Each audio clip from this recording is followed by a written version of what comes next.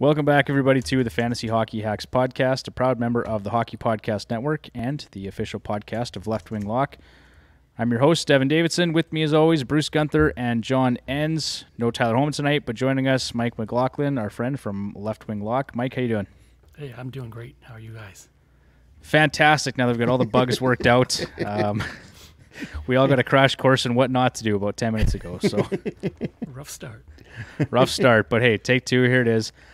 Episode 78 tonight, the Atlantic Division Part 2, featuring Montreal, Ottawa, Tampa Bay, and Toronto. So, Mike, we appreciate you coming in and helping us break down that part of the division. Should be a lot of fun.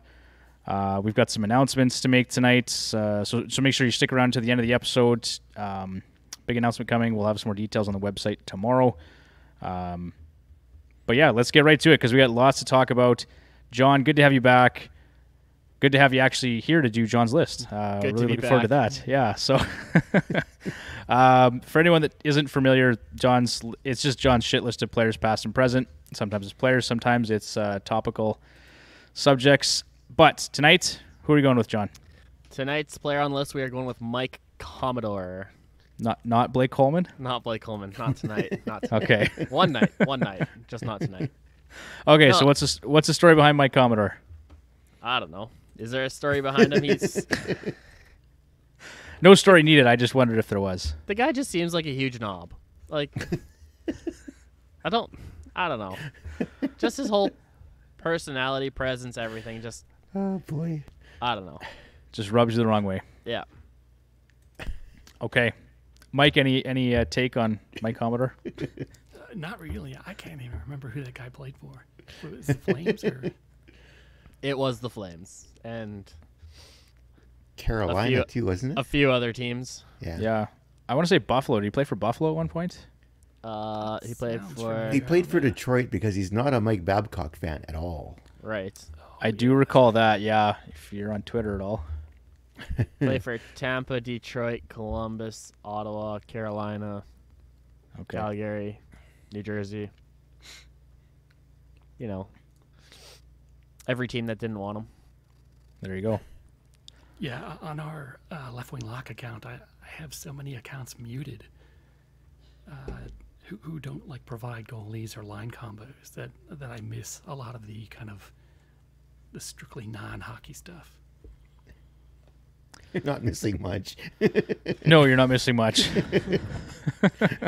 We'd actually all probably be better off if we muted a few accounts on Twitter. Probably.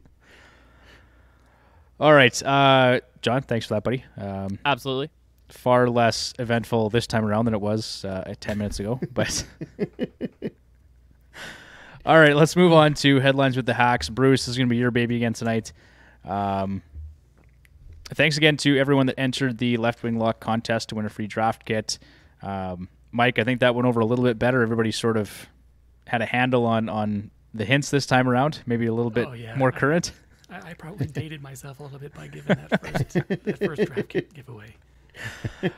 I appreciate it. I thought it was good, but I had to laugh when Bruce had no idea what I was talking about. So Yeah, you know, that actor who I can't remember his name anymore, but if you see his picture, at least people from my era, when you see his picture, you know exactly who he is and what he was in. yeah. But I probably missed the mark there. And I've never seen the movie, so I had no frame of reference whatsoever. Yeah, so this one went a little bit more smoothly, and people got Jonathan Huberdeau fairly quickly, so that was good. I still had no clue. Yeah, we got to walk you through the analytics again, Bruce, so you know the ishes and the tevishes. You got to be on top of that stuff for next season. Yeah, I can say ish, but try to figure the ish out. I got nothing at all. You know, I know a guy who's really good at that analytics stuff, and he could probably walk you through it one day if he had some time. Probably. I need help. Wink, wink, nudge, nudge. I'm looking at you, Mike. Here I am. Yeah, maybe off air you can help our boy Bruce go through some of the analytics. He'll just mute me in the group chat, that's all. No more from Bruce. The Never. skincare tips were enough, and that just he's done. I considered showing up with that mask on. I had like flashbacks been to awesome. Silence of the Lambs when I saw that photo. That would have been Hello, awesome. Clarice. Yeah, that was. All right, Bruce. There's a few actual news items this week, so let's get to it. Didn't have to quite scrape the bottom of the barrel, so an extra couple days, a couple extra pieces of news, but we will start with the Buffalo Sabres signing Tage Thompson to a 7-year, $50 million contract extension, $7.142 million AAV. 24 years old, pending RFA at the end of this coming season. Is that what it was? Ended 22-23? Yep. Yeah, which a lot of people are sort of questioning the timing of this contract because he only did it for 1 year, right? It's like, Yeah. Mike, you could speak to that better than I can, but like that season from him was not expected, and they could have waited at least one more season to see if it was real or not. Yeah, it's a bit of a gamble, right? And then we'll hear from another gamble here in a few minutes, I think, from Bruce. Yeah, that one surprised me even more. So Thompson had career highs in points at 68, 38 goals, 30 assists, 37 penalty minutes, 253 shots on goal, 16 power play points. In Devin's fancy stats, power play share of 57.3%, and average time on ice was 17:53 last season. Moving on, Minnesota Wild signed Sam Steele to a 1-year, $825,000 contract. Steele hasn't shown much offensively to date, scoring no more than 6 goals in each of his 4 seasons in the league. Just unfortunate because he was a standout for the Regina Pats when he played for them. Thought he was going to do well when he made it to the NHL, but so far it hasn't translated for him. Yep. Something not really fantasy relevant, but Penguins fans will be happy, or not. Mike Sullivan signed a 3-year contract extension with the Penguins, keeping the dream alive in Penguins land for at least 3 more years. I think Penguins fans are probably happy with that signing. And Mike, maybe you're not so happy because I can't imagine you're a Mike Sullivan fan, but he's done well there. Yeah, no, it's the right move for Pittsburgh. I mean, they're gonna ride Crosby and Malkin for a few more years, right? And Letang, so might as well keep Sullivan there too and try to bring it home. Yep. Ride him into the ground. Yep. All right. Stars fans will be happy. Jake Oettinger signed a 3-year deal worth average annual value of $4 million per season. I'm sure he will be incredibly high on a lot of people's draft lists here when they start drafting in the next couple of weeks. I've seen him on a lot of top 10 lists. Like, I think it was NHL.com had him ahead of Thatcher Demko, and there was at least 2 other names I was surprised by. Eek. Yeah. I don't think I'd go that high. That's, high expectation. He's going to get overdrafted for sure. But, yeah. Mike, what do you think? Yeah, I especially when it comes to goalies, I don't like bumping them up in rankings, whether it's fantasy or real life, on such small sample sizes. Yeah. I think one of the most famous small sample size goalies that I can recall in the past 15 years or so is Sergey Bobrowski, who was with the Flyers for 2.5 seasons, and he wasn't very good for them. I think one of his seasons was all right, but his overall numbers in Philadelphia were not very good. But he hadn't even faced 2,000 shots yet, and the Flyers gave up on him. And they signed Brizgalov to be their starting goalie, and then what's his name? Bobrowski went to Columbus, and we know what happened next. He won the Vezina Trophy. So, that's kind of a reverse situation from Oettinger, right? Oettinger started off very hot, so we'll see. But small sample sizes and goalies for me, they don't mix at all. I'd be a little hesitant at calling him a top 10. Yeah, I would agree. All right. Moving on. I'm not sure if he'll be fantasy relevant or not, but the Winnipeg Jets signed Sam Gagner to a 1-year, $775,000 contract. So I'm not sure if he's going to be fantasy relevant. It'll depend a lot on where he's used. whether he sees top 6 time or if he's in the bottom 6. I'd say we're looking at a streamer at best, probably in Sam Gagner. Bottom. Bottom 6 minutes, and he'll be relevant maybe if they've got a lot of games in a 3 or 4 day window, and maybe he gets the right deployment. But no, not likely. As much as I like the player. He's never been relevant. Hey, you zip your lips over there. Tell Chicago Blackhawks that he's not relevant. It was just one game, but hey, come on. We'll always have that 8-point night. So he scored a quarter of his points in one game that season. Yeah. Ridiculous. Oh, give the guy some credit. He's put up more than that. Hardly. I'm gonna look it up, Bruce. You can move on. Speaking of, so the Edmonton Oilers have now signed what should have been their first overall pick in 2012. Ryan Murray signed a 1-year contract worth $750,000. He won't be fantasy relevant, but at the point in time I needed some news to fill in this column, so I added him in. What an awful draft class 2012 was. Just brutal. Yikes. Just for reference, everyone knows. Sam Gagner, 968 career NHL games, 503 points, 184 goals. It's not bad. Not bad. It's not good. Okay, I'm not going to win this argument. We can just No, you're move not. on. I will argue this all day. All right, what else we got, Bruce? Bring We'll Tyler in see. for some Ryan Smith love. Oh, There you go. jeez. We'll see if John likes the next guy in the news list here. So we can all put the JT Miller rumors to bed. Miller signed a 7-year, $56 million extension with the Vancouver Canucks. So he's there for a while. So they're in win. I'm assuming win now mode, unless they're doing a sign and trade. But I don't really see that happening. Not at this point. I love this for the Canucks, and we talked about it earlier, Bruce. This makes another contract we'll talk about here shortly look awful in my opinion. I don't know.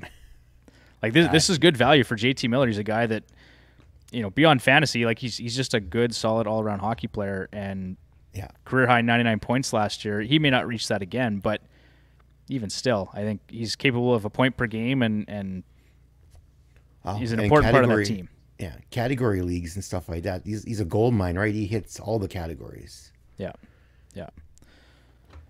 No, so I like this for the Canucks, and unfortunately for us Oilers fans, it makes the Pacific a little more competitive. A little tougher. A little more competitive. See, next on the list, we have the Montreal Canadiens have signed Kirby Dach to a 4-year, $13.5 million contract. This could end up being a very good deal for the Canadiens if Dach can improve on his play here since a couple of disastrous years there in Chicago.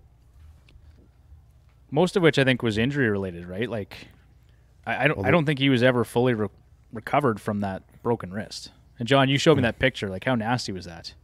Yeah, that was gross. So yeah, if he starts picking up, this is going to be a great deal for Montreal for the next 4 years.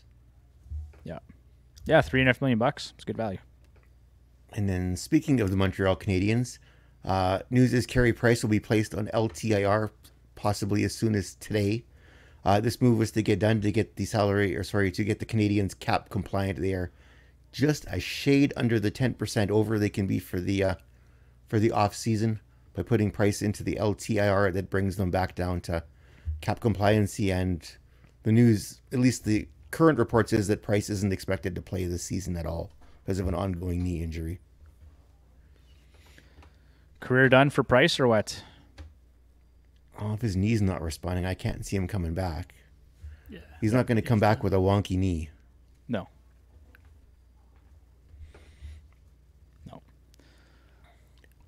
And then the contract we've all been waiting for.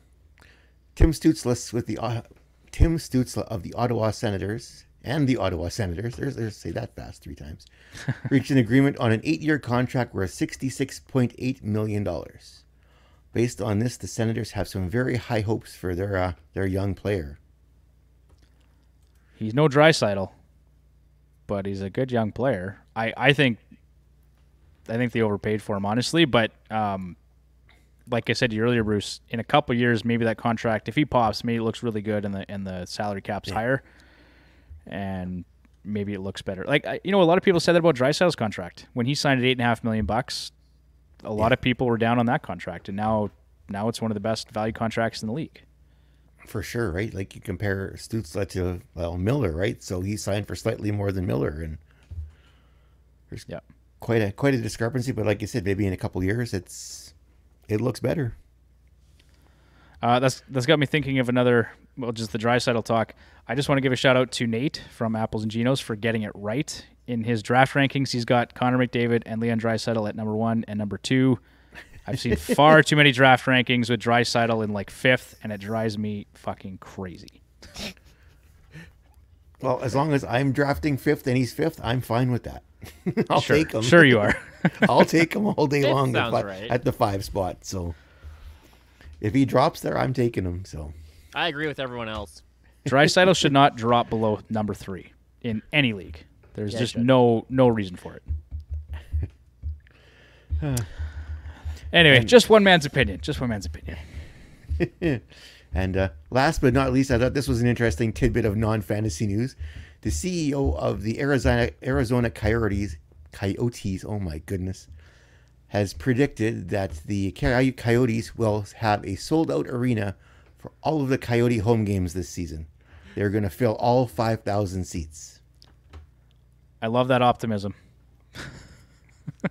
So is that real life, or did you just put that in there for fun? No, that was there's actually an article where he said that. What a loser. He expects them. And here's the funny thing. They've raised their ticket prices. Well, of course they did. Why? For what reason? Well, there's only 5,000 seats now instead of 14,000, so they should be more valuable, Supply and demand, right? I guess, yeah. Yeah. Like they've almost doubled some of their ticket prices. It'll be interesting to see what happens there, but I read that. It's like, I got to put that in there. Yes, thank you, Bruce. That's an interesting topic. I just can't speak English anymore, but I thought I'd put it in there. That's okay. You know what? You did better than John on take 1, so we're all good. Easy now. All right. Before we get into our fantasy preview here, we got just a couple things we want to touch on. First, of course, we are a proud partner of DraftKings, and we just want to let our fans know, or listeners know, that football fans, the first Sunday of the NFL season is here, and DraftKings Sportsbook, an official sports betting partner of the NFL, is giving new customers a can't-miss offer to celebrate the return of the NFL season. Right now, new customers can bet just $5 and get $200 in free bets instantly. And as an added bonus for Week 1, everyone can experience the thrill of DraftKings early win promotion. It's simple. Bet on an NFL team to win. If your team leads by 10 at any point during the game, you get paid instantly, even if your team loses. So, John, you degenerate gambler, you just left. But for John, make sure you check into that, buddy. John can hear you. Okay, good. I know you're big into the NFL, so you better get on DraftKings and place your bets. For our listeners, be sure to download the DraftKings Sportsbook app. Use promo code THPN to get $200 in free bets instantly when you place a $5 bet this Sunday.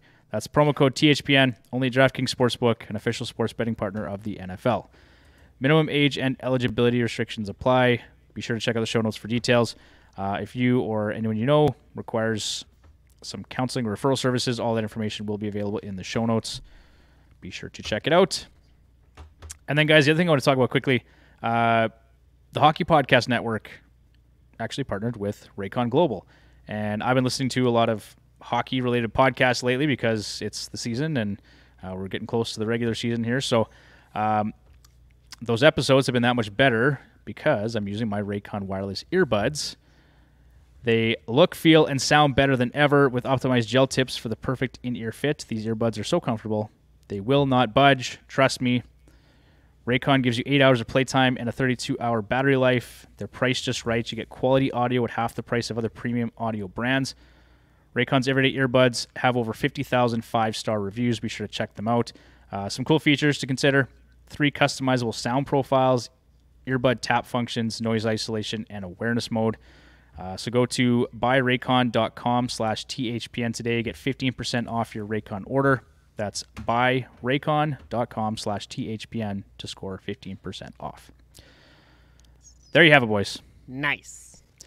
All right, let's Very move on nice. to the segment everyone's been waiting for, the 2022 Atlantic Division Fantasy Hockey Preview.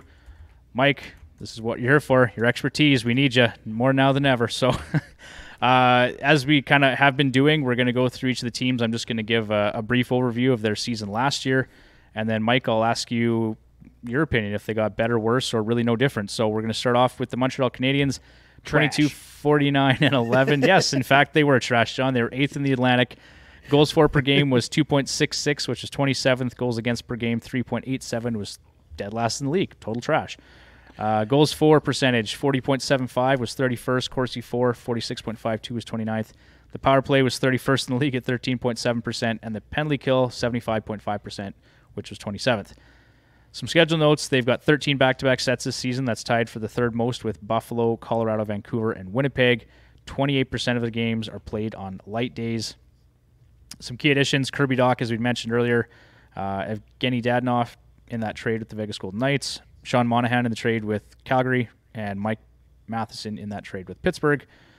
Departures, Alexander Romanov went to the Islanders, Jeff Petrie, Pittsburgh, and Shea Weber's, or the ghost of Shea Weber, his contract really, going to Las Vegas.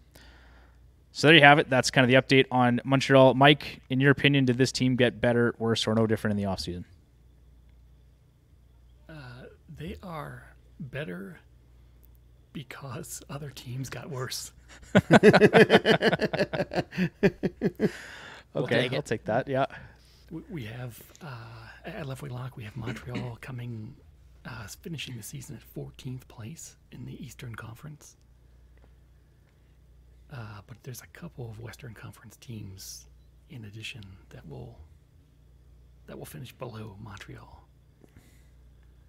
So, Okay.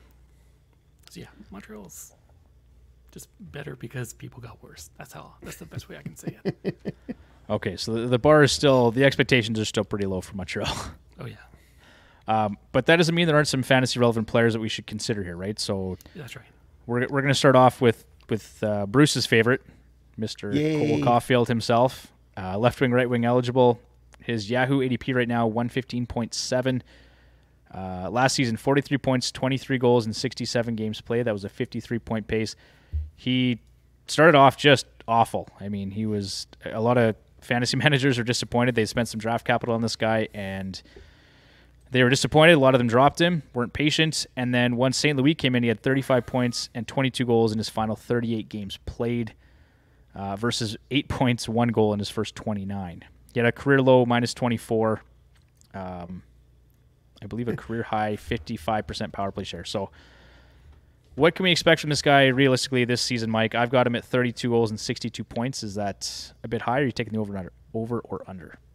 I'm going the rare push on those numbers. Wait, Starting this already? we love it. Yeah. Yeah, I like those numbers for Caufield. He had some interesting splits last season. A lot of people put an emphasis on the change in the coach as kind of the factor for the change there. But if you look at Caufield's numbers under, how do you say that guy's name? Ducharme? Ducharme, yep. Yeah, so Caufield was only shooting at 1.4% under Ducharme. And the team was shooting at just like 6.4% under Ducharme with Caufield on the ice. So there was a lot. I mean, you can point to factors, and people have, that were leading Caufield to play poorly under Ducharme, but you can't ignore that bad luck. Yeah, league average being 8.5%, right? 8.5%, that's right. Yeah. And so if you look at the other side of those splits, so when St. Louis came in, Caufield shot at 19.3%, and then the team shot at 12.2% with Caufield on the ice. So big swings in luck there, and I think it would be wise of managers to kind of tone down what they saw just under St. Louis. One thing I do think is important is that his shot production jumped under St. Louis, and that's behavioral. And to me, that's an important trait. That's something you want to draft for. But just keep in mind that 19.3% shooting percentage it's very likely to come down. Yeah.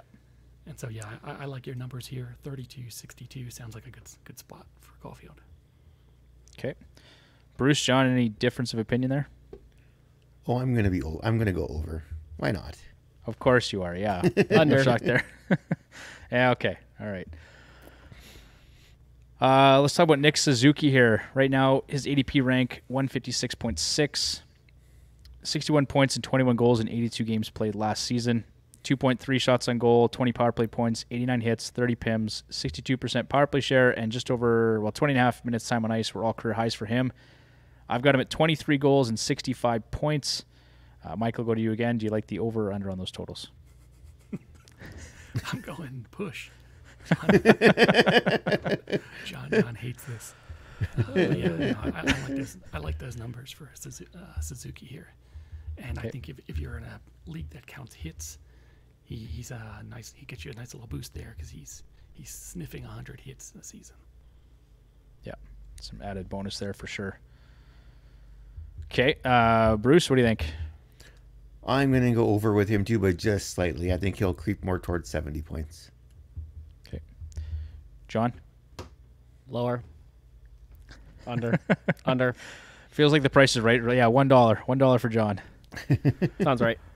All right. Brendan Gallagher. This guy's kind of fallen off the map a little bit. Last year, 24 points, 17 goals in 56 games played. That's just a 35-point pace for him. 4.9-ish, Bruce. 2.5 shots on goal per game. Both were career lows for him.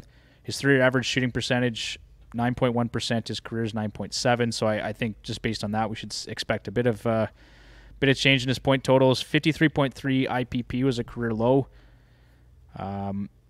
His 3-year average is 50 points and 24 goals. So for this season, Mike, I've got him at 22 goals and 50 points. Do you like the over-under on that one? I'm going a little bit over here. Okay.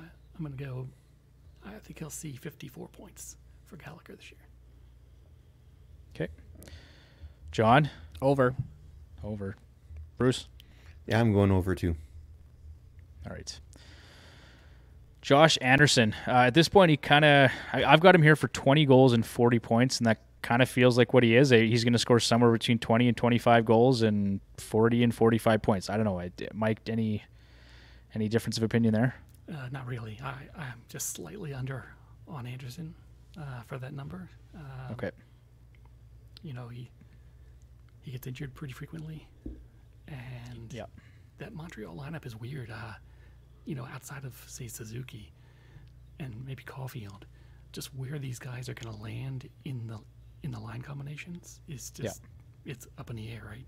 I mean, yeah, you don't know. I mean. And Anderson could go from third line to first line, just depending on what's going on, right? Absolutely.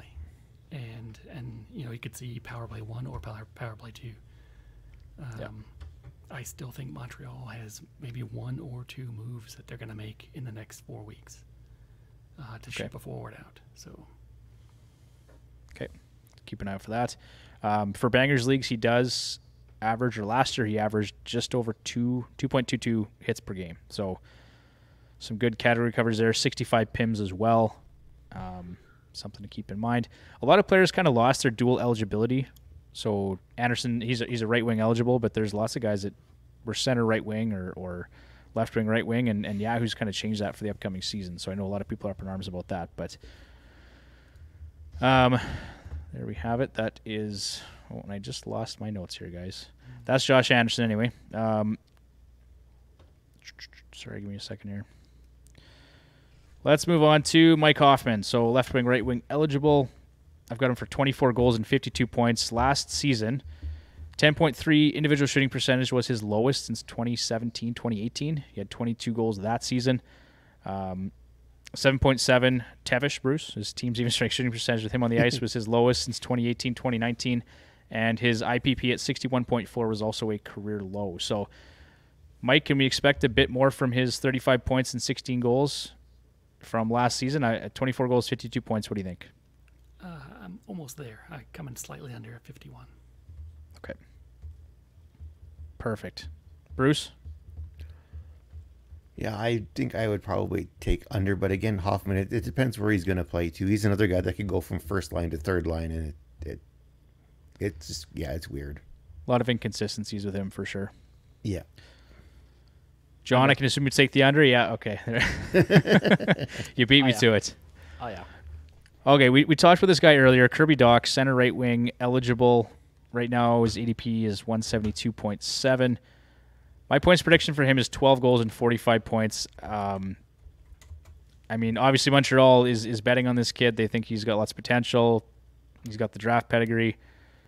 But just 26 points and 9 goals in 70 games played last season. 116 shots, 43 PIMs, 6 power play points. Those are all career best for him. Just 6 power play points is a career high so far. These are pretty underwhelming numbers, honestly. I think he's got 50-point upside, though, if he plays meaningful minutes in the top 6. I don't know. Is it a guarantee, right? We're not sure on the lineup here in Montreal. But, Mike, what's your take? Do you like 12 goals and 45 points? Yeah, that sounds about right to me. I mean, like you said, if somehow his usage gets pushed up, maybe he'll get over 50, but he doesn't look good. And a low shot volume player, right? I mean, it's just not a ton to love there right now at this point. But I know, John, you're a big Kirby Dach fan. I mean, just being he's a Saskatoon Blade and former Saskatoon Blade and high pedigree. Like, do you think he's in store for a bounce back season? I'm hoping he is. Yeah, I'm hoping he does well. I'd like to see that come out there, but yeah, no. I think I'm still gonna end up taking the under on this one. Okay, fair enough. Bruce? In my totally unscientific way of doing this, I'm taking the over. Mostly because he's from Fort Saskatchewan, which says Saskatchewan, and he's a former Saskatoon Blade, so I'm taking the over. I hope you're right. I do like Kirby Dach as a player. He's kind of got a bit of an edge to his game too. Hey, like he can be a bit nasty at times, but he was fun to watch as a Blade. So yeah, and there's a lot of comparisons made between him and Ryan Getzlaf early. He's not quite as big and nasty as Getzlaf, but 6'3", 6'4", right shot. He's 6'4". Yeah. Okay. He's got lots of time yet to develop. So yeah, he's only 21, so. Yeah, fingers crossed for that guy. Mike, how do you feel about Evgeny Dadonov? Mr. Dadonov, huh? What do I just he's like almost every Montreal player we've discussed tonight, outside of Suzuki and Caufield. Where you think he's a guy who might get 50 points with good ice time. Yeah. Nothing special. Nothing. Yeah. Nothing to, put a little red dot next to on your draft list. Like, there's just a lot of these guys sitting in the middle of a Montreal roster, and you don't know where they're going to land on opening night. Yeah. Yeah, so I've got 24 goals and 45 points for Dadonov. I mean, he's not getting drafted, I don't think. It doesn't look like currently. And dual eligibility, left wing, right wing, but other than that, there's really not a whole lot to love about Evgeny Dadonov. But I think he's probably going to get time in the top 6 at least to start. Yeah, and kind of the weird factor about Dadonov that some people don't think about because they've only seen him in the NHL for a handful of years is that he's going to turn 34 this year. Yeah, so he's on the downside of his career as far as his age arc is concerned. Yeah, for sure. All right, and then there's truthfully not a whole lot to talk about on defense here. I've got Chris Weidman. I've got him at 5 goals, 35 points. They've got Mike Matheson there as well. I mean, I don't know, Mike. You tell me. Like, do you think is Mike Matheson getting power play 1, or are we going to see Chris Weidman get power play 1? I've got my own thoughts. I'm leaning toward Weidman is going to start off the season there. Yeah, and so I've got him a little bit higher in points than you do, but that could easily fall off if Matheson sees that PP1 job. Yeah, hard to say what's going to happen there.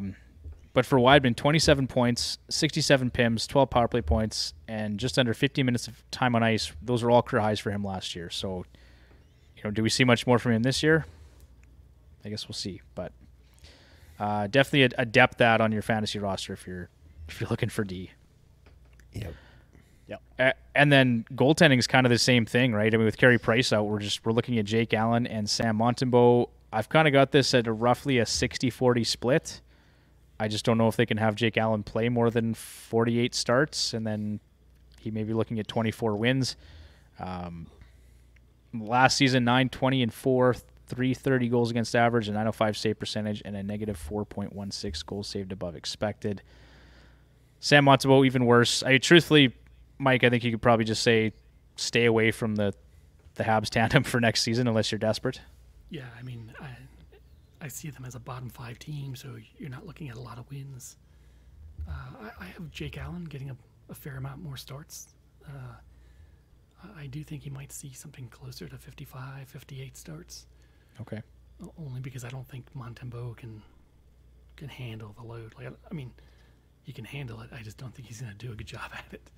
So I think they're going to have to ride Allen more than they may want to. My reasoning for having 48 starts here was more on like injury history. I think I don't know that Allen will play. Like, yeah, I think you're right. Like, they have to kind of play him. He's played well in the past at times, and he's just kind of he's like a journeyman goaltender that can play games and be fine. Yeah. But can he handle more than 50 starts? I don't know.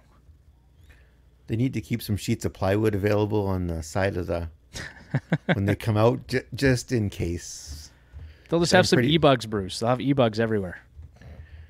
Their e-bugs could outperform their goalie tandem, depending on how this goes.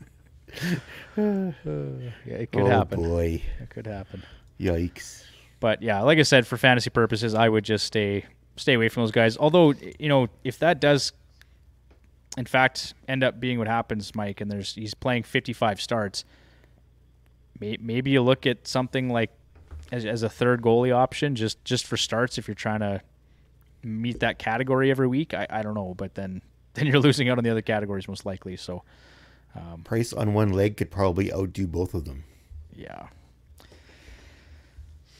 Okay, let's move on to the Ottawa Senators then. 33, 42, and 7, 7th in the Atlantic. Goals for 2.73, which is 26th last year. 3.22 goals against per game was 22nd. Goals for percentage 45.9, which is 23rd. Corsi for of 47.76 was 23rd. Special teams, their power play was 19.3%, which was 20th, and the penalty kill was 13th at 80.3%. They've got 12 back-to-back sets this season, tied for 5th fewest with Arizona, Florida, Minnesota, New Jersey, and Nashville, and 37% of their games are played on light days, so days with fewer than 50% of teams in action. Key additions, obviously, Alex DeBrincat in that trade to Chicago, Claude Giroux signed as a UFA, and Cam Talbot in that trade with the Minnesota Wild. They lost Chris Tierney, Connor Brown went to Washington in that trade, Victor Mete went to Toronto, Matt Murray went to Toronto, and Philip Gustafson in the trade to Minnesota. So there's been lots of buzz this offseason, Mike, about the Ottawa Senators and a lot of optimism around that team. I do think they could be a bubble playoff team with some of these changes they've made. My only concern would be that quite often when you see a lot of wholesale changes made, that it takes some time for the team to sort of gel, and they don't always win right away or see the results. And then, too, they're in a tough division here. So who's coming out of the playoffs if Ottawa's going to make it, right? Yeah, that's a great question. When we do our league standings with the projections at Left Wing Lock, I usually feel very comfortable in each conference when I list, say, the top 5 and the bottom 5 teams. And then there's this middle ground, right? And these are the teams that are going to have goal differentials that are probably close to 0. Plus or minus 10 goals. And to me, those are the hardest teams to project because wild things happen when your goal differential is close to 0. And Ottawa is one of these teams for me. We have them at 9th in the Eastern Conference. Okay.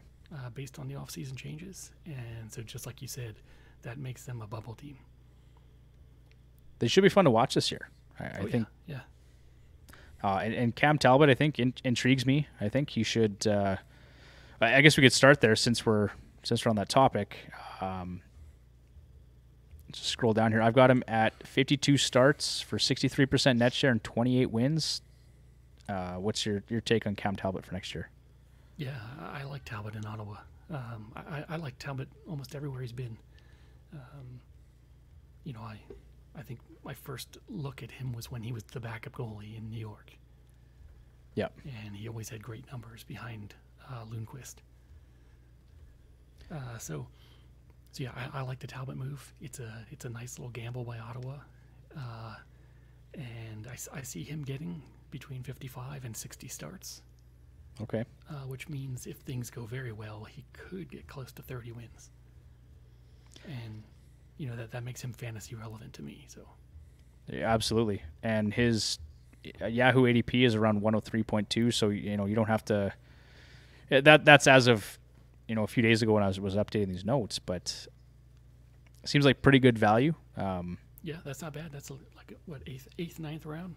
Yeah, so it's not terrible. It's maybe a little higher than I'd like to grab him, but the question, of course, is Anton Forsberg and what's he going to look like next year, right? He had some success last season, 22, 17, and 4 with a 2.82 goals against average and a 9.17 save percentage. He also had a 6.83 goals saved above expected. So some of his numbers in a bit smaller sample size were better than Talbot last year. So, I mean, is there a scenario where we see these guys split the net 50-50? I'm not counting on it myself personally. I think Forsberg's numbers last year's were jacked up a little bit by what he saw on the penalty kill. Okay.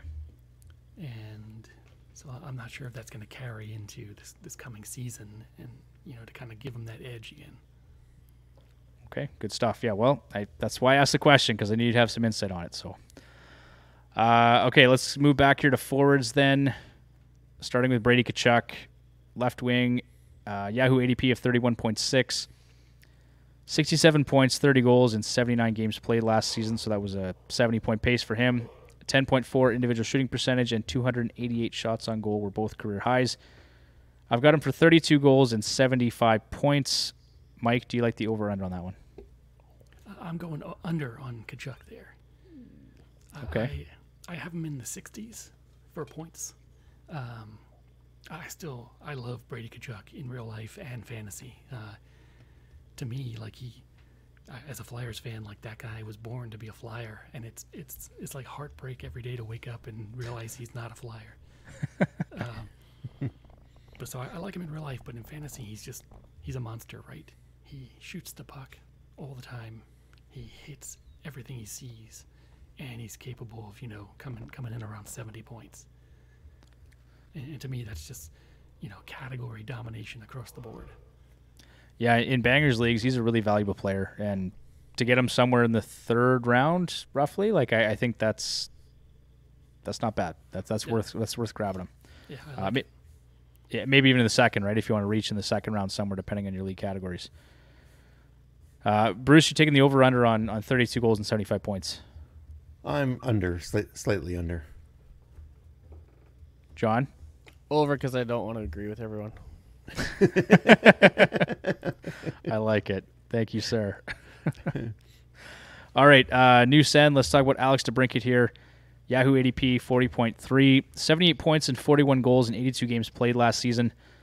So those 41 goals, 3.3 shots on goal per game, 270 shots, 101 hits, 28 power play points, 71% power play share, and just about 21 minutes of time on ice. Those are all career highs for him last season. I've got him for 40 goals and 77 points in Ottawa. I think he can do it again. I mean, I obviously got some different personnel, but outside of Patrick Kane, was there really a ton of talent in Chicago last year? Not really. So, I mean, I think there's enough guys around him that he should be able to hit 40 goals, I think. But, Michael, I'll go to you first again. 40 goals, 77 points, over or under? I'm just slightly under there.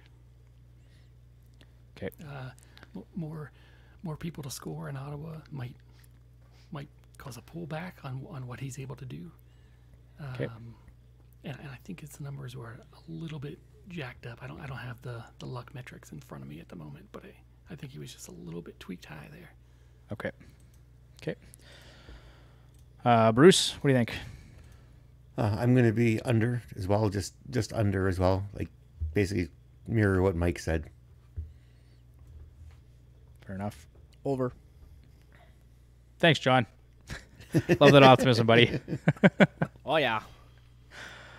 I'm just gonna jump to Stutzle here quickly because I think he's gonna get a chance to play potentially with DeBrincat, right? I mean, if I recall correctly, the Senators said they were going to try and start the year with Norris and Batherson and Kachuk.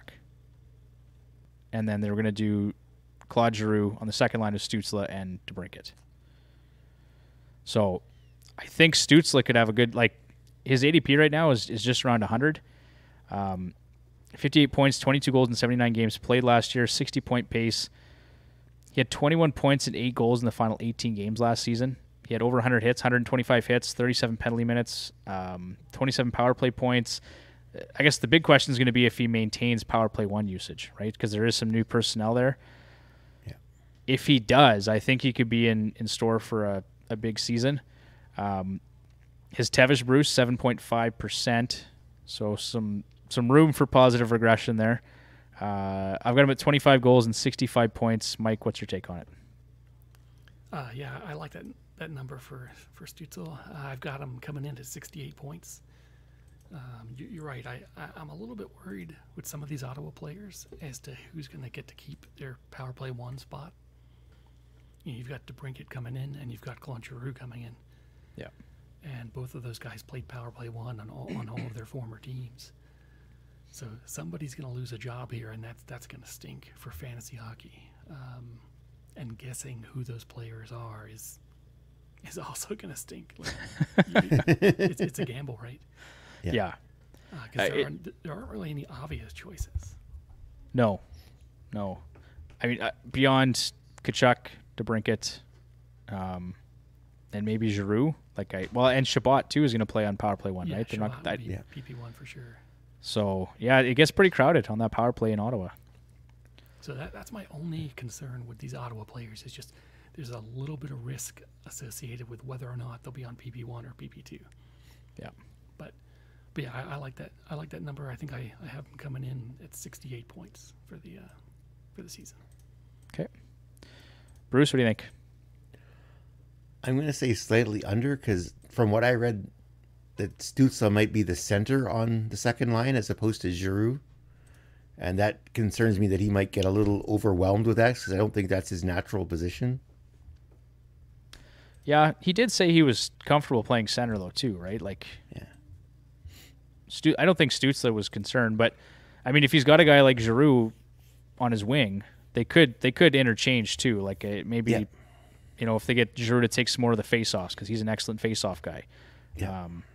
Actually, so let's talk about Giroux here quickly. His ADP rank 55.2. I've got him pegged for 24 goals and 69 points, John.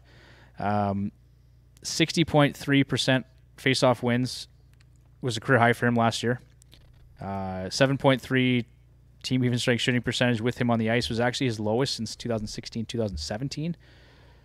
So I wonder, Mike, if there's, again, some room for positive regression in his point totals there. He had 64 points and 21 goals in 75 games played last season. So what's your take on Claude Giroux for next year? Yeah, he's in a good situation, right? He gets out of Philadelphia, where they've been having a good bit of trouble generating offense for a couple of years now, and he's home. This is where he's from, right? So he's presumably happy, with his home life. Things are settled. Yeah. I have him at 66 points for the upcoming season. I think it's a pretty reasonable number. Giroux will turn 35 early in the season. So that's something to consider. No, yeah. Not a spring chicken anymore. Yeah. Nope. All right. Bruce, you're taking the over or the under? I'm going to take the Mike push on this one. Okay, and John, I saw you give a thumbs down earlier, so you're going down? Under. All righty. Dude's trash. Okay, let's move on to Josh Norris. Oh, boy. Yahoo rank, or ADP, is 87 right now. Points prediction, I've got him for 34 goals and 64 points. Last season, he put up 55 points, 35 goals, and 66 games played. His shooting percentage is the big concern here. So it was 20.3% was his shooting percentage. It was a career high. Holy-ish. Holy-ish, Bruce, yeah. 18.8% over 125 career games. He had 172 shots on goal, 79 hits, 23 power play points, 65% power play share, and 18.5 minutes of time on ice. Those are all career highs. His IPP was 61.1. Mike, maybe a little bit lower than you'd like to see with a first-line center in the NHL. 13 of his 20 assists last season were secondary, so his 0.40 secondary assists per 60 was up from 2020, 2021. So do we see some of his points pull back a little bit just based on secondary assist rates, Mike? Yeah, I think you could see that. And, you brought up the Norris's shooting percentage on a previous episode too. And I remember making note of that because you had mentioned that he takes a lot of shots on the power play. And so, yeah, if you dive into those numbers, like his shooting percentage is being heavily driven by what he does on the power play. Yeah. So that's nice. I mean, because it's easier to score when you're on the power play, unless you're the Philadelphia Flyers. I made you guys laugh at that, but that was actually true in the 2001-2022 season. Oh boy. But yeah, that factor actually makes me a little bit nervous about Norris for the upcoming season because power play samples are always smaller than even strength samples. So they're subject to larger fluctuations. So that's one problem. And then the second problem is what happens if Norris is the guy who falls to PP2? Right. Yeah, which could happen. I say these things as questions, and that makes me, I don't know if that makes me sound dumb because I don't have the answers, but I hope that listeners, when they hear me ask a question like that or state something like a question, what I'm really doing is I'm trying to get you to consider the implied risk in drafting a particular player. Yeah. And that's really what you want to focus on in fantasy hockey is if you have two guys that you're looking at that are of roughly equal value, try to ask yourself which one has the greater risk. And I would say Josh Norris is one of these guys that has risk entering the season. Yeah, I mean, if we're talking about draft strategy really quickly, I think in the early rounds, you want to mitigate risk as much as possible. Like you're just trying to establish a high floor with all your players. You want to avoid risk injuries. You want to avoid guys who have inflated totals that don't have certain positions guaranteed, right? Whether it's the power play or elsewhere. You want as much certainty as you can in the first 5, 6, 8 rounds. Okay. So over under, you're thinking. I'm coming slightly under for you. Okay. John, did you call him trash, or was that did I just make that up in my head? No, that was Giroux who was trash. Sorry. Okay, so you're going over or under with Josh Norris here. I'm going under. Okay, Bruce. I'm going under as well. Okay, let's talk about Drake Batherson, right wing eligible, 83.8 Yahoo ADP. I've got him at 27 goals and 72 points. Last season he had 44 points, 17 goals, and 46 games played. That was a 78-point pace. 0.96 points per game was a career high, as was 2.4 shots on goal per game, 32 PIMs, just about 19 minutes time on ice, 63% power play share. He did have a 10.6 team even strength shooting percentage, which was his highest since his rookie season. Small sample size, just 20 games in his rookie season, but still, that number is up. So, I mean, lots of career high stuff going on there, Mike. I don't know if he's going to get to 78 points. I've got him, like I said, 27 goals, 72 points. What's your take on Drake Batherson? Yeah, I have him right at about that number too. 74. I just went slightly over for Batherson. Okay. I like him in multi-category leagues because he shoots and hits. Yep. So you're going to get some nice production out of him. He is one of the guys that I would attach some risk to based on PP1, PP2.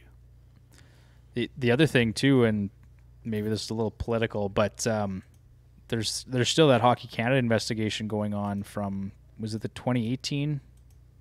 I think it's the 2018 investigation, right, Bruce?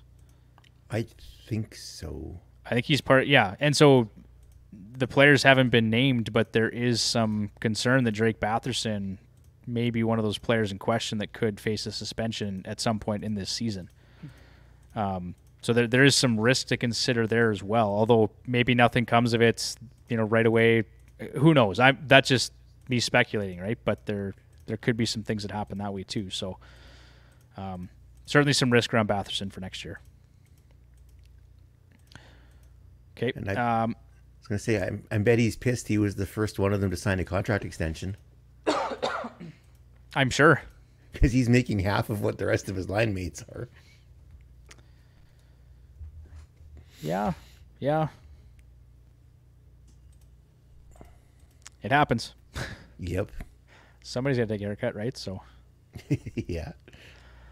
Okay, last senator here, Thomas Chabot. His ADP is 114.4. My points prediction for him, 12 goals and 55 points. Last season, 38 points, 7 goals in 59 games played. Was a 53-point pace. 69% power play share was a career high. 26.09 average time on ice the past 3 seasons. That leads all skaters in the NHL over that period. The guy plays a ton. So, Mike, do you like 12 goals and 55 points? I'm going over for Chabot, and I think you should push your chips in on this guy this season in fantasy hockey. I think with that ADP, you should steal him this year, and I think he's going to have some nice power play production for you. So how early are you going to go on Thomas Chabot? What did you say? His ADP was 114? 114.4. First round. I was going to say, move the decimal place 1 to the left. It's not Cale Makar, guys. Yeah, that's. But I mean, would you go to the 7th or 8th round for Chabot? I would probably go to 8th round for Chabot. Okay. Tyler will pick him up in the 4th round. He would too. Okay. John, I saw you nodding, so you're taking the over on 12 goals and 55 points? 100%. Bruce, you're kind of doing the same? Yeah, I'm taking the over as well. Okay. Yeah, that's a guy I'd be targeting for sure in drafts for next season. I agree, Mike. So there, you heard it here. You got to get him in the 4th round if Devin's taking, if he's in your drafts. I don't know about that early, but Devin will reach for him just to tick everybody else off. That ties in nicely with our Ask the Hacks question this week. It's a little bit about strategy and where to take defensemen. So, yeah, I wouldn't take him that high based on position and stuff like that, but we'll talk about that later. First, let's talk about the Tampa Bay Lightning. 51, 23, and 8 last year, 3rd in the Atlantic.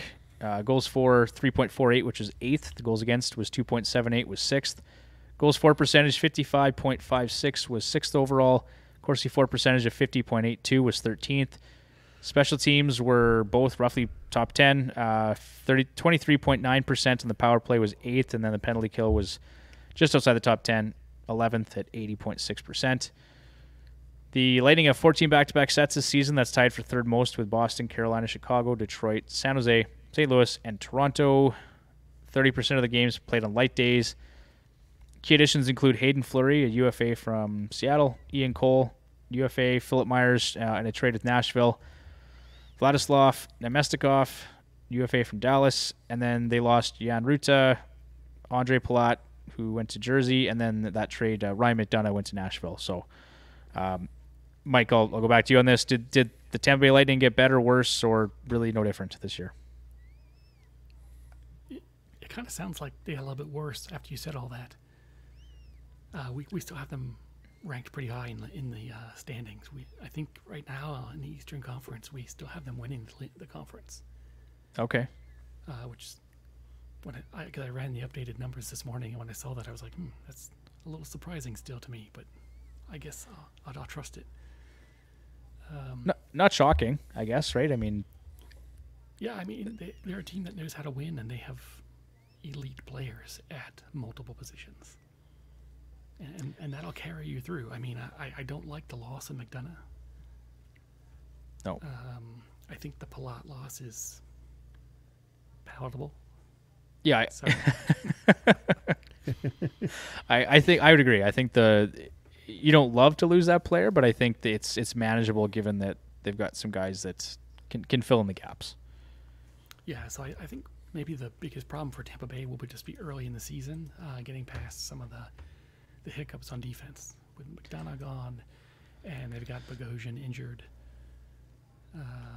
So, they got new guys like Ian Coles in there. They've got Hayden Fleury, who really hasn't kind of come around either in Carolina or Seattle. Yeah. And then it looks like Phil Myers might be getting some time early in the season as well. So, Well, maybe let's start with defense then, Mike. Because I think this could be a good season for Mikhail Sergachev. So you mentioned the Ryan McDonough thing, and I think Sergachev could actually be in store for a big season. I've got him at 9 goals and 48 points. I think he could eclipse that. Right now he's going 139.3 in Yahoo.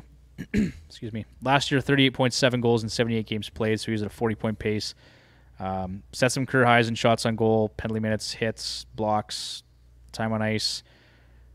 What's your take of that player, and do you think McDonough leaving, adds to his fantasy value?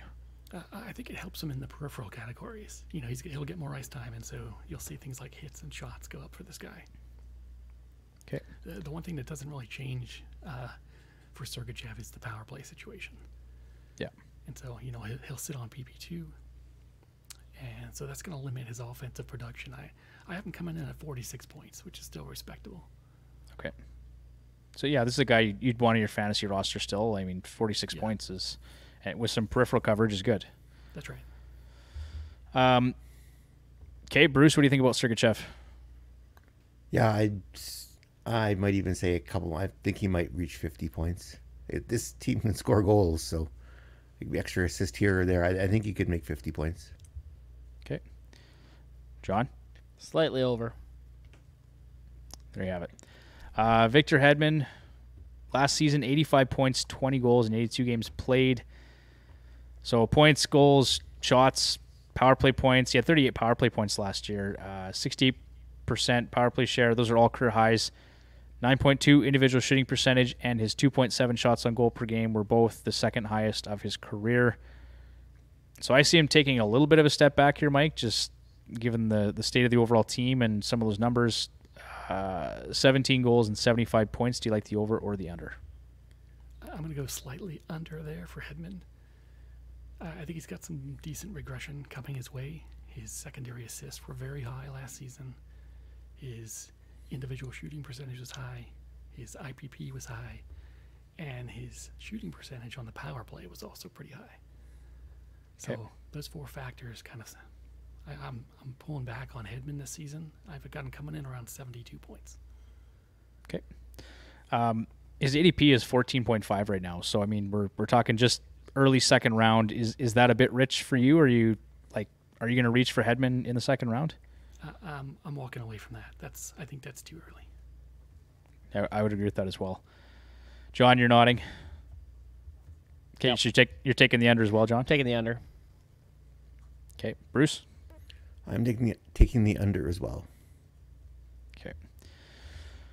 All right, let's move on to forward. So obviously Nikita Kucherov, ADP is 9.5. He's just one of those guys you're not really afraid to reach for in the first round, I don't think, even if it is late in the first round.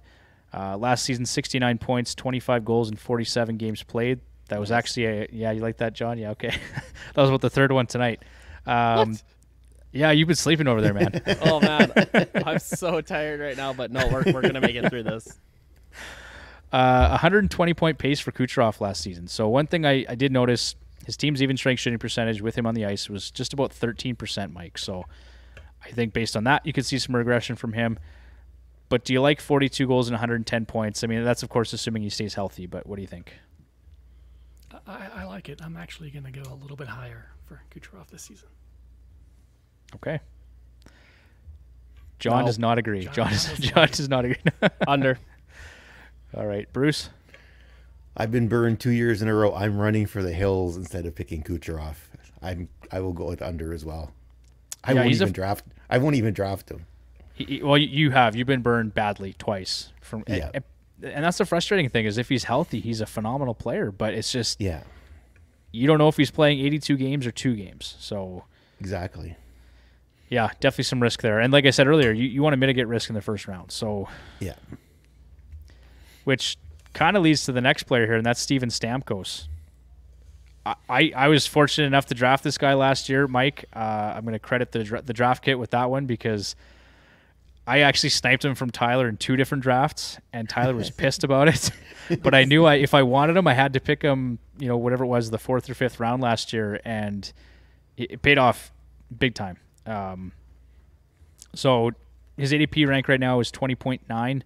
Again, if you're reading this year's draft kits, Mike, you had mentioned that specifically, that Yahoo's got him ranked a bit higher based on last year's 106 points and 42 goals. I do think he's going to take a bit of a step back this year. So again, his team's even strength shooting percentage was 12.4%. That was the second highest of his career. Injury concerns always are there with Stamkos in my mind. Even if he did play 81 games last year, I've been burned by him too, Bruce, by Stamkos. So I'm always leery of that guy. But 40 goals and 97 points is my prediction for him. Mike, what do you think? Yeah, I like it. I'm going to go 97 points on Stamkos this year.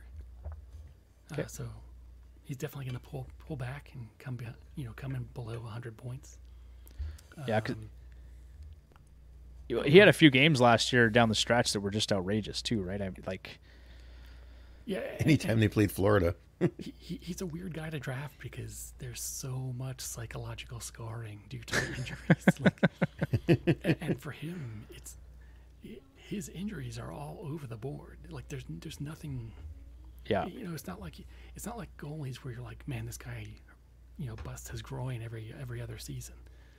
Bobrowski's been having some groin problems for the past several years, off and on. Yeah. So those things you can kind of look at them and say, yeah, okay, I can understand the risk there. But with Stamkos, it's just weirdo stuff, right? Like, totally. Like it's never like, oh, his knee hurts every year. No, it's like this guy gets a blood clot and then, he slides into the goalpost and snaps his leg in half, just on some random play, like just yeah, crazy stuff like that. Yeah, and so to me, there's been wonderful value in Stamkos in fantasy hockey drafts over the past few years. Yeah, I've tried to steal him every year. Yeah, when he plays, he's fantastic. So, all right, John, you're shaking your head. You're taking the under on Stamkos. Under. Bruce? Taking the under too, but just slightly under. Alrighty. How are we feeling about Braden Point this year? ADP rank or ADP of 122. I've got him at 35 goals and 75 points. Last year, he was on a 72-point pace. Excuse me. 2.7 shots on goal per game, 75 hits, 33 PIMs, 69% power play share were all career highs for him. Nice. 51.8 IPP was a career low for Braden Point. That, to me, Mike, 51 seems quite low for his IPP. Yeah, definitely. So yeah, I think maybe a bit of a bounce back or a better year for him at 75 points. What do you think? Yeah, I'm going to go the over on that just slightly. Okay. All right. John, I know you like Braden Point. I'm going over. Yeah, okay. There it is. Bruce? I'm going to go slightly under. Okay. Alex Killorn, left wing, right wing, eligible. Yahoo ADP of 165.8. I've got him for 25 goals and 57 points. Last year he put up 59 points and 25 goals in 82 games. I think he disappeared in the playoffs then right after that. But career highs in points, career highs in penalty minutes of 66, 14 power play points, 61% power play share, just under 19 minutes of time on ice. So those all career highs for him. Mike, do you like the over under? Just barely under. Okay. Bruce? I'm taking the under too, like Mike, just slightly. And John? Under. Okay. Brandon Hagel, newcomer from Chicago, left wing, right wing eligible, undrafted currently. I've got him for 22 goals and 52 points. Mike, do you like the over under? Just barely over. Okay. John, I'll go to you next. Under. And Bruce? I love the ish. If he can keep doing that, that would be wonderful. But yeah, I think it'll be slightly over. It's gonna be end up where he plays in the lineup. He's got that ability to play up and down. If he gets a push up the lineup, he could go over that point total. Yeah, that 20% ish is concerning, obviously. But he did play with Killorn and Cirelli mostly last season, so I don't think 50 points and 20 goals is out of reach by any stretch. No. I mentioned Cirelli here, but I don't think it's really worth. Like, I've got him for 5 goals and 20 points. He's not going to play much, right? He's got he underwent shoulder surgery in July, and it sounds like he may not be back until February, possibly until after the All-Star game. He's got the Kucherov. Yeah, they may just hold him out for cap reasons until until April. So who knows, right? I mean, it's just I don't think we even need to go over a prediction here necessarily, but just keep him in mind maybe later in the season. And then, last but not least, Andrei Vasilevsky. His ADP right now, 8.5. I've got him for 65 starts, so roughly 80% net share and 40 wins for next year. He was 39, 18 and 5, 2.49 goals against average, and just a .916 save percentage. He also had a 9.89 goals saved above expected. So the big question here, Mike, I'm going to pose to you, is Vasilevsky still number 1 in goal? Or should fantasy managers be looking at Shesterkin for next season? I like Tampa Bay better as a team as a whole. I'd agree. And since Vasilevsky's a very good, you can debate whether he's better than Shesterkin individually or not. I think being on Tampa Bay makes him the better fantasy goalie. So he is the guy I would look to in many leagues as one of my top picks. I see Tampa Bay being a strong team again, and of course he'll get a really heavy workload. Okay. Yeah, whether it's 65 starts or 60 or 68, whatever, he's going to get the bulk of the starts there. And 40 wins, like his 3-year average is 40, 16, and 3 in terms of his win record. So I think that's kind of what you can expect from him at this point. It's pretty consistent. Yeah, that's pretty reasonable. Okay, John's nodding. Bruce, you're in agreement as well? Okay. All right, let's move on to, the Toronto Maple Leafs, 54, 21-7. Yeah, everybody's favorite team here. They were second in the Atlantic last year. 3.80 goals for per game was second in the NHL. Goals against of 3.07 was 19th. Goals for percentage of 55.32 was 7th. Corsi for 53.91% was 5th, and power play was first overall at 27.3%. And the penalty kill was 8th at 82%. They've got 14 back-to-back sets this season. That's tied for the third most with Boston, Carolina, Chicago, Detroit, San Jose, St. Louis, and Tampa Bay. They've got 38% of their games on light days. Some key additions, Calle Jarnkrok from Calgary, Nicholas Aube-Kubel from Colorado, Jordy Ben from Minnesota, Victor Mete in that trade with Montreal. They brought in Matt Murray and Ilya Samsonov. 2 separate trades there. Departures, they got Colin Blackwell left to go to Chicago. Ilya Mikheyev went to Vancouver. Andre Kasha went to Carolina. Jack Campbell went to Edmonton. Peter Mrazek in that trade to Chicago. And Michael Hutchinson to Vegas. So again, Mike, did the Toronto Maple Leafs get better, worse, or really no different this offseason?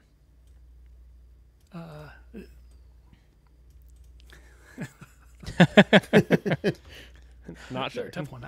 I have them as a top 5 team in the Eastern Conference. Okay. That there's a huge variable in net for them again this season, and so that could swing them a good bit. But they're just so potent on the offensive side of the ice that it's going to keep them in games and it's going to keep them in the standings. And if they get goaltending that even sniffs the league average, they're going to be very good. And can we expect? Let's start there. Can we really expect league average? Do you think from these 2 goaltenders? I mean, it's kind of a hot button topic, especially if you're a Leafs fan. Matt Murray and Ilya Samsonov. I mean, there's still potential, I think, with Samsonov. Matt Murray has shown at times he can still be a good goaltender, but I mean, Mike, you tell me, what's your take on Matt Murray first of all? Just huge question marks. Lots of risk. He's probably going to be on a team that's going to win a lot, like I said, just because of the offense. But we don't know if he's going to be the starter. I'm leaning toward the fact that he probably will be, but we don't know that he'll be the starter. We don't know how many starts he'll get. He has 3 seasons in a row of just really horrible numbers. So there's not a lot screaming out to me that, hey, Matt Murray's a good goalie at this point. I would agree with that. Yeah, and the thing about it for fantasy is he's going right now at around 150th overall. So you're not reaching really that high for Matt Murray, right? I think a lot of fantasy managers feel the same way that you do. It's a big question mark, and who knows, right?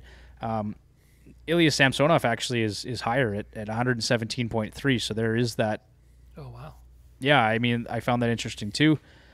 We don't really know how the splits are going to go. I expect 50%. Like, I think it's just going to be a timeshare unless one goaltender gets hot and kind of steals the job. But I think to start anyway, it'll be sort of a solid rotation. Last season, both goaltenders had a goals against average of over 3. Matt Murray, slightly better save percentage at 906, and he had a 1.9 goals saved above expected, whereas Samsonov was negative 12.58. Not great stuff from him. He's kind of, you can understand why Washington chose to move him. Yeah, like you said, that 12th round payment for Murray, I don't mind that at all. I think that's a fair exchange for the risk that you're going to incur.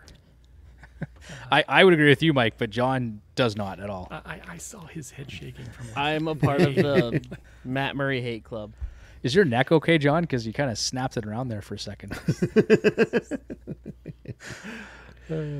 Oh yeah, I'm good. Yeah. Samsonov is either going to keep Kyle Dubas' job, or he's going to lose Kyle Dubas' job.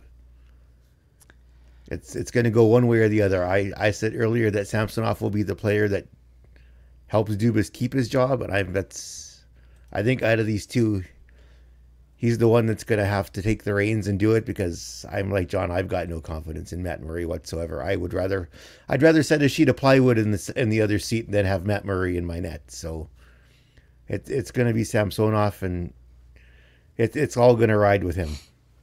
If they all go to hell this year and they can't win any games because their goaltending is horrible, Dubas is gone at the end of the season, and probably a good chunk of this team will be revamped again. Yeah, Murray's one of those kind of lanky goalies, right? Really tall, really skinny. And those were the guys who got hit the hardest by the changes to the NHL equipment for goalies. Yep. And it's hard to ignore that Murray's numbers decline, that big decline that he saw kind of overlaps with that change in the rules. Yeah. It's nothing I can prove, obviously, but it's similar to Martin Jones. They were two guys who were posting very reasonable numbers in the NHL, and then all of a sudden they became terrible. Okay. Okay, so I've got him at 28 wins for Murray, 24 wins for Samsonov. Bruce, you'd probably have those reversed. Yeah. Okay, too. And then, so Bruce, John, do you agree it's going to be a 50% net share to start, or do you think where do you see that split going? I think it's going to be whoever can stop the puck is going to stay in the net. I'm hoping that will be Samsonov for everything I've just said previously. But at this point, it's going to be whoever can stop the puck is going to stay in net, and that's who's going to get the chance to do it. If it's Murray, then yeah, he'll get his chance. If he can't and Samsonov can, then great, Samsonov. If neither of them stop the puck, well, it's just going to be ugly for the Leafs this year. Ugly. All right. John, anything different to add to that? No. I'm hoping it's Samsonov who takes the reins, but we'll see what it's like at the start of the year and go from there. Okay, let's move on to forwards then. Auston Matthews right now going on average 3.1. I think right behind McDavid and Draisaitl in most cases. Points prediction, I've got him for 65 goals and 110 points. Last year he put up 106 points, 60 goals in 73 games played, so 119-point pace. He did have a career high 4.8 shots on goal per game. Career high in hits at 67, 29 power play points, 73% power play share, and 56% in the faceoff dot. Excuse me, all career highs. Mike, do you like the over/under on 65 points or 65 goals and 110 points? I'm going over. Okay, interesting. I'm not totally like, even 110 seems like, is he going to do that again? I don't know. But I also just don't know. I just don't know. Maybe it's my hatred for the Leafs. I don't know. But Bruce, you taking the over-under on the Leafs around Auston Matthews? I'm going to take slightly under that total. But if the goaltending situation goes bad, everybody better hope it's over because they're going to need him to score to offset how many pucks are going to go into their net. Okay. John, you're nodding in approval. Yeah. I'll take the over. Okay. Mitch Marner, right wing eligible. He's going on average 18.1 excuse me, points prediction, 33 goals, 100 points.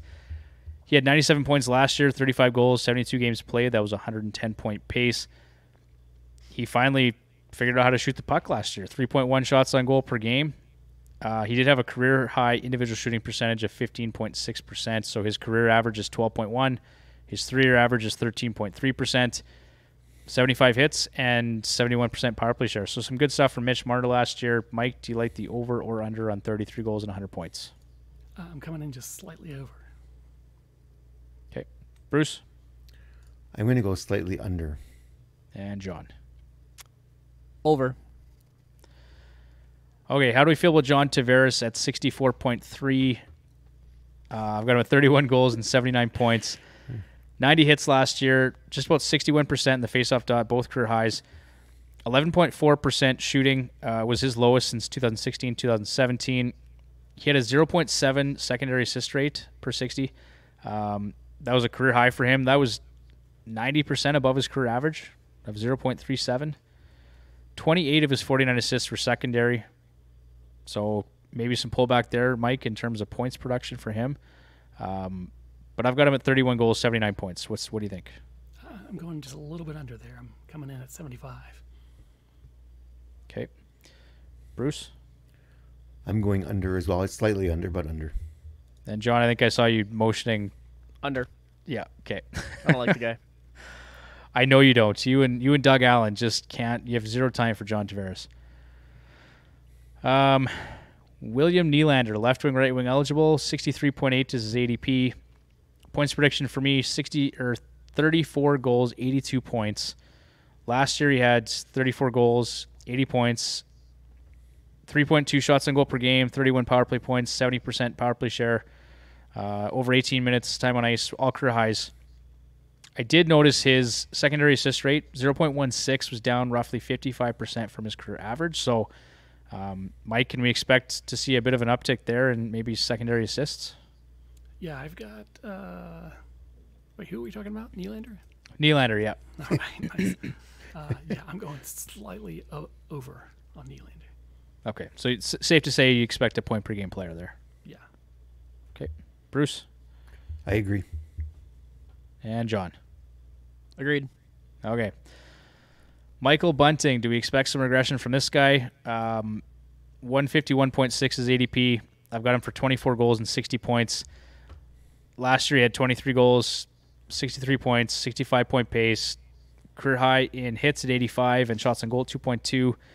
13.1 individual shooting percentage was a career low, but some regression was expected given that his high shooting percentage from the past two seasons. Mike, is his 13% team even strength shooting, is that sustainable or like can we expect him to be even close to that playing alongside Marner and Matthews next year? Yeah, I've got a slight pullback there for him, so I'm taking the under this season on Bunting. Okay. John, I expect the same. And Bruce, what do you think? Under. Mm-hmm. Yeah, under as well. Okay. And then that leads us to last player for tonight is Morgan Riley. His ADP is 53.7. My points prediction for him, 12 goals, 69 points. Last season, 68 points, 10 goals in 82 games played. 2.7 shots on goal per game, 40 PIMs, and 67% power play share, all career highs. I noticed some inconsistencies in his numbers are just kind of a bit wonky. So if you look at his numbers in, I believe it was 2018, 2019. 2020, 2021. So his shots on goal went down to 1.8. and his shooting percentage was at 5%. And then if you go back the year prior, shots on goal was 2.6, but his shooting percentage was 2.4%. So it's just kind of some things that are throwing off his 3-year averages. I kind of expect his shooting rate or volume to be around 2.7 or 2.6, Mike. And to see his shooting percentage go back somewhere to the 4.5 or 5%. So I've got him, like I said, 12 goals, 69 points. What do you think?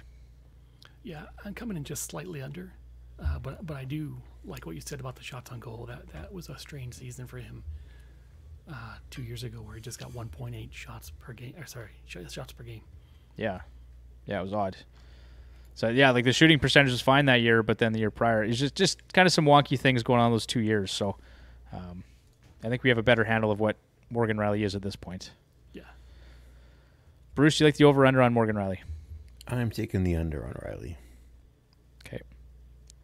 John? Me too. Under. Okay. All right, folks, there you have it. That is our fantasy preview for part 2 of the Atlantic Division. We have just a couple more things here. These are going to be fun things. Hopefully, if you stuck around to this point, you're going to get some more value out of this episode. Just about an hour and a half in, so we'll try and do this quickly. But our friend Chandel sent us another question here. So she found out she got the first overall pick in her family friends league. It's a standard Yahoo head-to-head points league. 6 points for goals, 4 points for assists, 2 points for plus-minus. That might be wrong, but 2 points for power play points, and then 0.9 for shots on goal, and 1 point for blocks. The question is, am I crazy to think about taking Matthews first overall over McDavid? And I said I would not do it personally. For me, like I can understand the reasoning for it, given that Matthews does score more goals, and goals are worth more in this league. Mike, she has the left wing log draft kit, and in her rankings for her league specifically, it ranked Matthews at 1, McDavid at 2. And so I looked at it and said, yeah, I mean, based on that, absolutely you can make a case to take Matthews first. But Mike, are you taking Auston Matthews over McDavid? You're crazy. So when I saw this question, I was like, whoa, this is weird. What kind of draft kit would do this? So I punched in her scoring system, and I created a draft kit, like a mirror copy of it, and I went through it this evening before we hopped on this podcast. And now I understand. One of the biggest factors here is that point, those 2 points that gets assigned to the plus-minus value. Okay. That's a huge boost in a league like this. I'm actually surprised that's the default scoring, but it is. I looked it up because I was like, that really seemed high, because it's equal to how many points you get for power play. Right. Yeah. It's odd, right? I mean, it is odd. So I'll point this out. When I did look at the rankings, Matthews and McDavid were separated by a minuscule amount. It's like 2% of their total points. So the way I would look at this is that these two guys, you should just call them equal in this fantasy scoring system. It's a coin flip. Taking one over the other is not going to win or lose your league. Those two guys are dominant in this scoring format. Personally, in a situation like this, I would take McDavid. And I only say that because Matthews' value in this league gets a slight boost over McDavid from the plus-minus category. And plus-minus is just, it's a ridiculous stat. I mean, I understand why people use it in fantasy, and there's nothing wrong with that. But it's not very easy to predict what a player's individual plus-minus will be in a future season. right. So, for instance, if you look at McDavid last season, he actually had a pretty good plus-minus. It was in the 20s. But if you look at McDavid's, if you look at the team's save percentage with McDavid on the ice, it was .923. And so that boosted his plus-minus. Sure. If you were to kind of run some average numbers on that for the coming season, you might expect McDavid's plus-minus to drop in the coming season if the goaltending numbers at even strength were to come back to earth a little bit while he was on the ice. Okay. So it's a weird situation. It's the plus minus, I think, that's kind of throwing a little wrench in there. Yeah. But yeah, overall, I'd say flip a coin if you want. First overall pick is awesome. I would probably go McDavid. Yeah, that was my advice as well. I said it basically what you said, Mike, and it's going to be very, very close, right? Like, it's just the difference in that format is going to be so close. It's not going to really matter.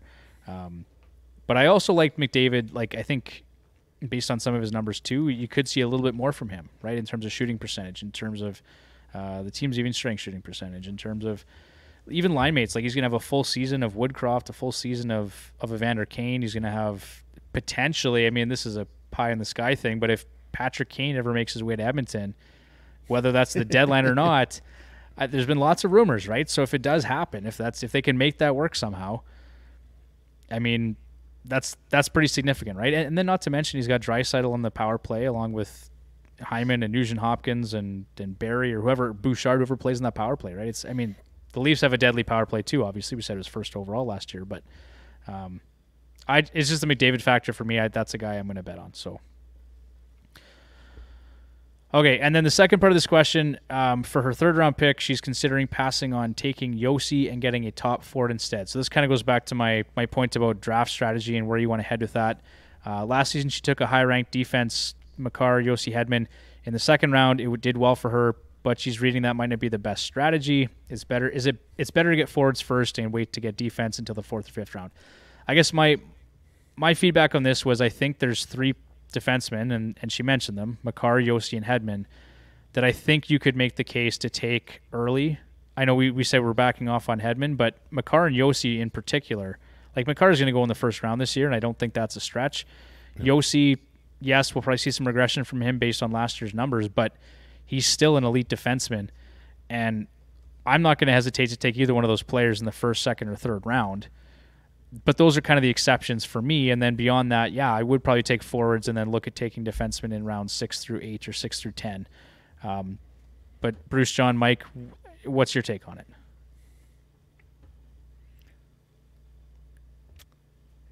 I'm never high on taking defensemen early, but if you can get the right one, then yeah, sure. But I don't know. I'd probably go with the forward. My strategy's always been all over the map. It's kind of who's available at what time. Like, well, everyone knows I'll take Makar first overall if I get the opportunity. That's just the way I am. I'd almost take him over McDavid if I had the first overall pick. But kind of thinking the same as John. It's leaning more towards getting, if you can get the high-scoring forwards first and then defense later. I'd probably lean more towards the forward too. Okay. Well, that actually plays well into the question here. But before we move on to the next part of this, Mike, what's your thoughts? Like, are you passing on Makar, Yossi, and Hedman and just drafting a forward? I'm not. But I'll make a quick distinction here. In category leagues, I think you can pretty safely back off defensemen early on. I do think that's an appropriate strategy in category leagues. Okay. In this particular league, she's in a points league, and Roman Yossi in particular is ranked quite highly in this format. We actually have him ranked as the 15th best player overall in this scoring format. Okay. So if she could get him with her second round pick, which I guess would be pick 20 or 24, depending on how big her league is. Yeah. You're looking at early 20s there, depending on the size of the league. If you can get Yossi with that pick there, that's outstanding. I think that's good value in this league. And again, I make the emphasis here that since this is a point league, I think it's appropriate to jump on someone like Yossi in the second round. I would not stretch and get Hedman here, though. I don't think Hedman has that value in this league in this coming season. I would agree with that, Mike. Yeah, for sure. Okay, so let's just play along. Let's assume that we're Bruce and John here, and Chandel maybe for a second, and we're going to go with a forward, and we're going to pass on the defenseman. Out of these four, who would you take in the third round with your first pick? Panarin, Kyle Connor, Stamkos, or JT Miller? According to her left wing lock kit, and her customized settings, it was Kyle Connor actually ranked at number 10. And I said, yeah, I would probably go with Kyle Connor because he's a threat to score 50 goals, and he could be close to 100 points this year. I do think he has that potential. In her league, like you look at Panarin, he's going to get you somewhere between 25 and maybe 30 goals. He may have more points than Kyle Connor, but in this format, the goals matter, and he's going to score significantly more goals. Mike, I'll go to you first. Which one of those 4 players do you like most? Yeah, I'm going Connor here. For the specific reason you mentioned, he's going to score more goals by far, and those count more in her league. And also, they get a nice boost with 0.9 fantasy points per shot on goal. And Kyle Connor is just shooting every single puck at the net. Significantly more than Panarin. That's right. Yeah. And then too, he doesn't come with the same injury risk that a guy like Stamkos does. And then again, much better shot volume than JT Miller. Yeah. Okay. Bruce, John, anything to add to that? No, I'd take Connor too. John's shaking his head. I don't like any of them. John would just take the defenseman. Probably. John will take Chris Weidman. See, my problem is Chris Weidman. Yeah. I just have the hardest time drafting people I don't like no matter how good they are. So. All right. Yeah, I guess for statistical reasons, I guess Kyle Connor, but I'd never draft him. That works out just fine for me, John. You keep not drafting Kyle Connor. I love it. I won't. Him and Okay, Draisaitl guys. can stay on the bench. Oh, God. We have an announcement to make tonight, so we're pretty excited about this. It's a big announcement. We're hoping to actually post it on Monday or Tuesday morning, but that just didn't happen. So if you've waited this long, it was for a good reason. Thank you for being here. We're going to post this tomorrow, so be sure you're following us on social media. But to help us celebrate 100 episodes, because we are approaching that, tonight was episode 78, so sometime early in 2023 will be our 100th episode. We really appreciate all the support we've received from listeners and partners and guests. Bruce, I think you and I, 100 episodes is that's going to be a big mark for us, a big milestone. We've had a lot of fun doing this. Yep. John, we love doing this. So, yeah, we enjoy making fantasy hockey content. We're going to keep doing it for as long as people are listening. And so to show our appreciation, next year we're going to send one listener and a guest on a Hacks holiday to Las Vegas in February. So you're going to go to a game. We're going to pay for accommodations. You're going to pay for your flight. And we've partnered with thank you to our partner, Lucky Bastard Distillers and Left Wing Lock, for supporting us and making that contest run. Like I said, winners going to receive 2 tickets to Las Vegas to Vegas Golden Knights game. We're still determining the exact game, Bruce, but we're going to try and make sure it's a good one. 2 round-trip tickets, 3 night accommodations, and, of course, Mike, thank you, a 1-year free subscription to the Left Wing Lock iPhone app. Hopefully the contest winner actually has an iPhone. If not, you're just going to miss out on that part of the... But anyway, go to the contest page. It's fantasyhockeyhacks.com/hacks holiday. And follow the directions to enter the contest. The winner's going to be announced on our 97th episode, which is going to be released on January 16th, 2023. To win, contestants, there's some instructions on the webpage, but also they're going to need to hack the code. So each week we're going to reveal one number leading up to January 16th. The winning contestant will need to provide us with the phrase that comes with that 19-digit code. So this week's number is the number 8. So store those numbers somewhere. They're going to be in random order. And you're going to have to... The phrase is actually shown. It's outlined on the webpage. So the codes or the kind of the key to solve the phrase is on the webpage as well. So it's a little hard to explain over the podcast, but just go to the webpage. It'll make sense, I promise. I'm so confused right now. Well, John, you have to go to the webpage, buddy. But we kind of did like a Wheel of Fortune thing, which, Bruce, that was actually a good idea. But each number correlates to its spot in the alphabet. So there's an example. All the details are there. But be sure to go check it out. It's going to be a lot of fun. We would just ask you guys go and like and retweet and share and stuff, all the posts we'll have out there. And It's going to be a good one. Bruce, John, I don't know if we're actually going to make it to Vegas with the contestants, but we'll see. That trip will be sponsored by Devon's Visa. yeah. We'll see. We'll see if that one actually happens or not. But we've got enough funds in place anyway to make this contest go for the contestants. So with that, guys, it's been an hour and 40 minutes. Mike, thank you for your time. You've been very generous. We love having you on, as always. Yep. Yeah, no, this is awesome. Hopefully these projections are accurate and people win their fantasy leagues.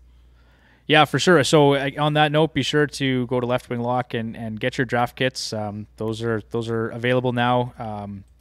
Honestly, my favorite draft kit to use, just Mike, the customized settings I think is huge for people out there. I mean, that's the default answer every fantasy manager podcast host gives is, well, it depends on your league settings. So Left Wing Lock helps manage that, so that's great. Yeah, be sure to follow us on Twitter at FHHacks, on Instagram at Fantasy Hockey Hacks, and like I said, go to the website fantasyhockeyhacks.com/hacksholiday to check out that contest. And we'll see you guys next week. I think we're doing part 1 of the Metro Division. We've got another special guest lined up, so be sure to subscribe to the podcast so you don't miss it. And we'll touch you guys next week. Good night. Bye, Felicia. Take care.